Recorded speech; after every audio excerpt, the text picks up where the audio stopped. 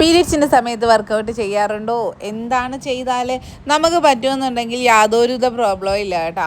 Second ഡേയിലൊക്കെ നമുക്ക് തീരെ വയ്യ എന്നുണ്ടെങ്കിൽ മാത്രം വർക്കൗട്ട് ഒഴിവാക്കുക, ഇല്ലയെന്നുണ്ടെങ്കിൽ വർക്കൗട്ട് ചെയ്യാം.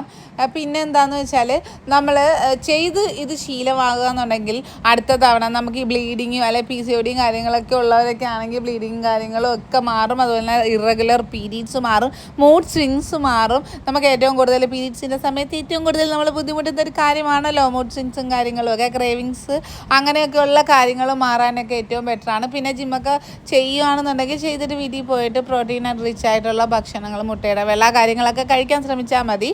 അപ്പോൾ എൻ്റെ പീരീഡ്സിൻ്റെ 3rd ഡേ ആണ്. അപ്പോൾ ആഴ്ചകൾ കൂടി ഇന്നൊരു ദിവസം വല്ലപ്പോഴുമാണ് കേട്ടോ. ജിമ്മിൽ എല്ലാ ദിവസവും പോകാറില്ല, ആഴ്ചയിൽ ചിലപ്പോൾ 2 ദിവസമായിരിക്കും. അപ്പോൾ ഇനി ജിമ്മിൽ മാവേലി എന്നാണ് നമ്മളെ പറയാറ്. കാര്യം എല്ലാ ദിവസവും ചെല്ലാത്തതുകൊണ്ട് നമ്മുടെ അവസ്ഥ നമുക്കല്ലേ അറിയത്തുള്ളൂ. അപ്പോൾ അങ്ങനെ വർക്കൗട്ടും കഴിഞ്ഞ് വന്നിട്ട് അപ്പോൾ വീട്ടിലെ കാര്യം രാവിലെ ആയിരുന്നു പോയിക്കൊണ്ടിരുന്നത്. ഇപ്പോൾ ഇത് മാറ്റി മക്കളെ സ്കൂളിൽ വിട്ടിട്ട് കുറച്ച് സമയം കിട്ടുവാണെന്നുണ്ടെങ്കിൽ മാത്രം പോകും കേട്ടോ. അങ്ങനെ പോയിട്ട് വന്നപ്പോൾ രാവിലെ നമ്മൾ ഇടിയപ്പം ഉണ്ടാക്കിയ വഴിക്ക് കുഴക്കട്ട മോന് ഭയങ്കര ഇഷ്ടമാണ്.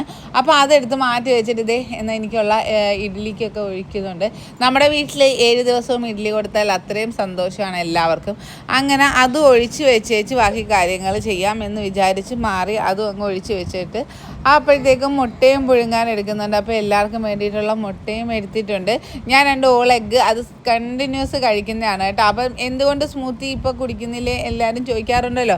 നമ്മൾ ബാക്കിയുള്ള ഫുഡും കഴിച്ച് മെയിൻറ്റെയിൻ ചെയ്യുന്നത് കാണിച്ചു കൊടുക്കണ്ടേ. അപ്പോൾ എൻ്റെ ബ്രേക്ക്ഫാസ്റ്റ് ഇങ്ങനെയാണ്: 2 മുട്ട, 2 ഇഡ്ഡലി, കുറച്ച് സാമ്പാർ. അപ്പോൾ ഇങ്ങനെയൊക്കെയാണ് ഞാൻ തുടർന്ന് പോകുന്നത്. അപ്പോൾ ടാറ്റാ.